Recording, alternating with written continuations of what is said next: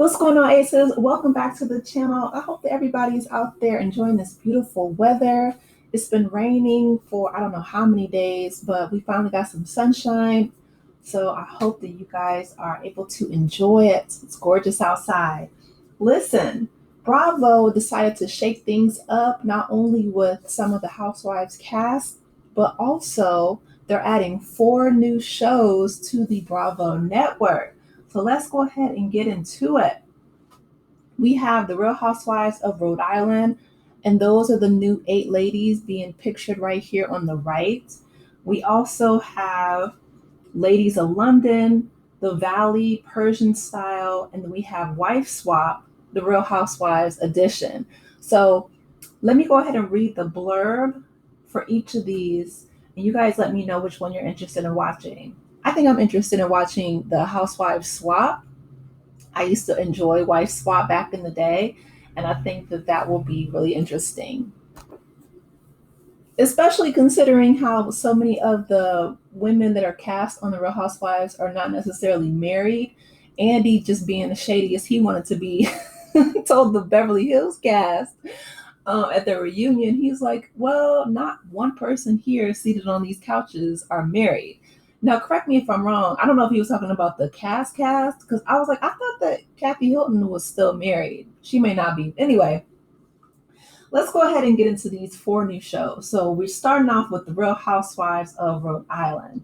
So it says, set against the shores of the Ocean State, the Real Housewives franchise expands into the world of a tight-knit circle of Rhode Islanders who have deep community roots and families that go back generations. With aspirational lives, thriving businesses, and tangled family dynamics, these decade-long friendships prove that in a state this small, there's no escaping your past or each other. So the names of the Housewives of Rhode Island are Brianna Latour, Jo Ellen Taberi, Elizabeth McGraw, Monique Pass, Rosie Woods, Alicia Carmody, Stephanie Costa, and Kelsey Swanson. So those are the 8 ladies pictured here on the right. And I'm looking forward to it. I hope that they bring, just entertainment. Now, supposedly, they're all friends. And hopefully, they can continue that friendship because, as we know, unfortunately, when it comes to the Real Housewives, they may start off as friends, but child, by the end of the season, they're ready to throw blows. All right, let's continue on. Okay, so next up is Ladies of London. Ladies of London is back with a new wave of British blue bloods, ambitious American expats, and glamorous international socialites. As tradition clashes with the fast paced, globalized world, these power players redefine what it means to be a woman of status in one of the most iconic cities in the world. Here, connections are currency, and the crown isn't the only thing up for grabs. So, I probably won't be watching or covering this unless they really bring the fire. To me, London is just, I don't know, it's one of those cities where um, I understand it's, like a metropolis and it's one of the hubbubs of the world, but I've never really been interested in London, especially after learning more about what happened with Meghan Markle. It kind of, soured me to that city a little bit. And even Prince Harry, he was a prince of England, and he's like, he decided to come over here and move to the U.S. with his wife and children. So I don't know. London, I mean, like the food isn't really great. The whole beans on toast thing, I'm not really feeling, or even the English breakfast doesn't look appetizing. The weather is always like rainy and dreary over there. I don't know. I might check it out or check out some clips online. You guys let me know if you're going to watch Ladies of London. Next up, we have The Valley, Persian Style. So, Reza Farhan, um, we have Gigi and Mercedes, Gavid. They share an unbreakable bond, one that's built on years of friendship, fiery clashes, and the kind of history that never fades. They also share a deep connection to their Persian culture, something that runs just as strong in a group of friends. they now call family. As they take the next stage of life in the valley, their world is even bigger, their circle is bolder, and their challenges are more real than ever. As we'll see, the next chapter in their life isn't quieter, it's just more complicated. So, you guys let me know if you're going to be watching the Valley Persian style. I think the Valley that they currently have is a spinoff on Vanderpump Rules. They have like Brittany and like Jax Taylor and just a lot of the um, past staff and servers and bartenders from Vanderpump Rules are now on a show called The Valley. So you guys let me know if you watch that or if you're going to watch this new one, the Persian style. And lastly, this is probably the one I'm going to tune into, because it sounds the most interesting. So, Wife Swap, the Real Housewives edition. When a real housewife, quote unquote, a real housewife takes off their stilettos, are they going to take them off? That'll be interesting in and of itself. And steps into a real housewife's shoes. All bets are off as two of entertainment's most iconic franchises are mashed up, leading to laugh out loud moments, personal epiphanies, and an opportunity to see if the grass is truly greener. So, the wife swap idea, whoever came up with that, I feel like they need a raise. That's the idea that I definitely want to get into, especially if they have like Teresa Judice and Judy J,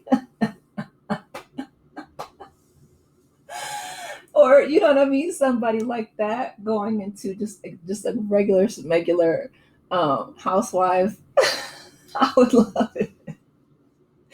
I would love it. Or like Melissa Gorga, or I don't even know the new New York cast, but like somebody from New York, somebody that's like really glamorous, or even like Atlanta. I mean, to be honest, I feel like even though Shamia is the most wealthy on the show, I feel like she would be really down to earth.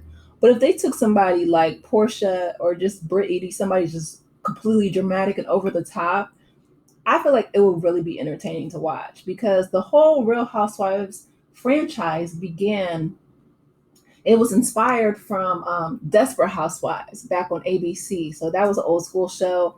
And, that was a scripted drama. But I guess Andy Cohen or whoever was at Bravo decided to create their own franchises. And they started with OC and they just branched off to all these different cities. But it's just been, a roller coaster ride ever since. But this mashup, because the wife swap that just had, regular people on ABC was really popular. And then they did a celebrity edition. And that was actually interesting as well. I remember um, Holly Robinson Pete, like the Pete family, they swapped, I think with like Margaret Cho, I think it was. She's a comedian. But I watched a couple of those celebrity editions, and that was, interesting, but not as fun as when they would they would search out people who were just completely different. You know what I mean? Like completely different, like families. Like they would put Christians and atheists together. They would put like carnivores and vegans, and they would swap them. They would swap them. And you could always tell when like or somebody who came from like a really strict military background versus like they would swap them with a family who were just carefree and like bohemian, and like the kids from that would spend a week with the bohemian wife would be just so elated and just relieved to have somebody who wasn't on their case 24/7, 365. Like I always my heart always went out to the children who unfortunately had like the really, strict disciplinarian parents, or like the ones who would just have them in like all these activities. Now, granted, I understand that after school activities are really important, especially now that colleges become more competitive and things like that. But having kids, just being busy from like sun up to sundown, that's not sustainable.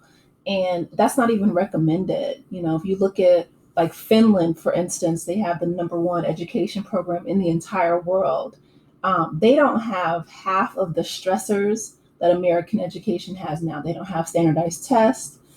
They pay their teachers a lot more. Everyone's just a lot more happy over in the Scandinavian countries, and they have a higher quality of life, and it's just less stressful.